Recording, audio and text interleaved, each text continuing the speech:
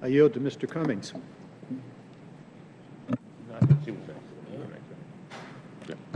Let me, Mr.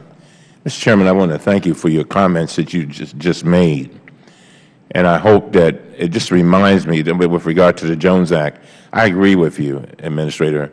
I mean, we can't even, it seems as if there is some real short-sightedness going on here. And that's a major problem. And I'm hoping that the Chairman will join all of us on this, particularly on this subcommittee, to try to make sure that the Congress understands the significance of the Jones Act, because I think a lot of our colleagues just do not understand how significant it is and how America is falling behind. I used to say slowly but surely. Now it's fast. And that leads me to these questions. As you know, our highest priority, Administrator, was to try to make sure that we, well, when I go back and I think about my chairmanship as a subcommittee over the Coast Guard, we spent a lot of time just trying to make sure that our ports were safe.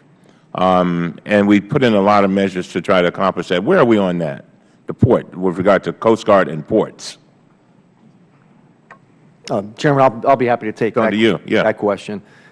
We've really matured our relationship with our area maritime security committees, and even taking it one step further. When I look at the state of California, in Florida and others, where we have transnational criminal organizations operating in those very same waters, where we're trying to discriminate licit commerce from illicit commerce, working with federal, state, local, and private sector. The synergies that we have, many of those come under our captain of the port authorities, but we have literally come light years since the implementation of the Maritime Transportation Security Act of 2002.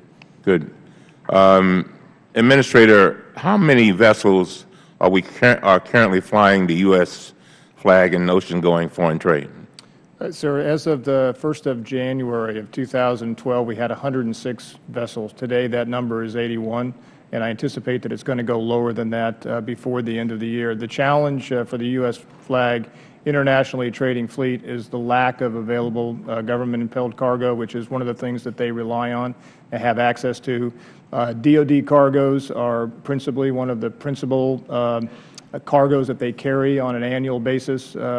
The General Paul Selva, the commander of U.S. Transportation Command, recently is on record as saying that his budget for transportation requirements essentially is 50% it was just 2 years ago. So that is a significant challenge for the U.S. flag fleet, and we're seeing their exodus because of the lack of government-impelled cargo and other cargo opportunities. How many such vessels were there, say, 5 years ago?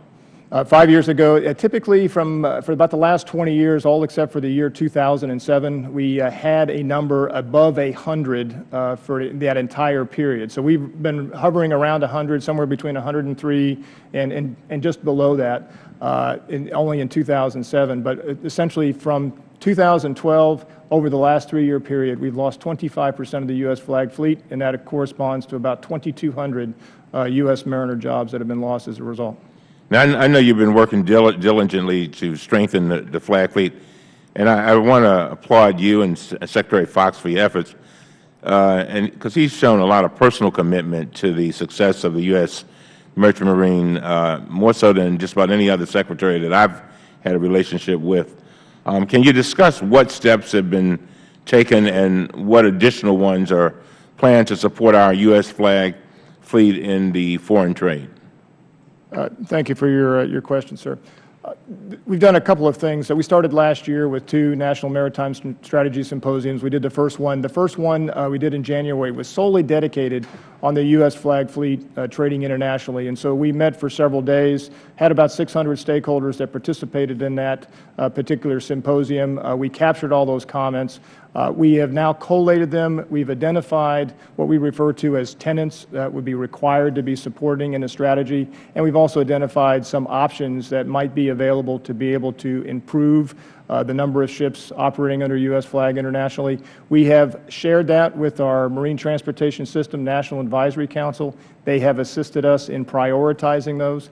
I have sat down with my federal partners, the Federal Maritime Commission, members of the Commandant's staff, and others who are involved in this particular requirement to be able to get the National Maritime Strategy out. I have also employed an outside organization who is actually going and talking to stakeholders to make sure that we recognize what a National Maritime Strategy should and should not do. And we're in the process of getting that drafted and then getting it coordinated with the interagency. I hope to have that out very soon. Thank you, Mr. Chairman.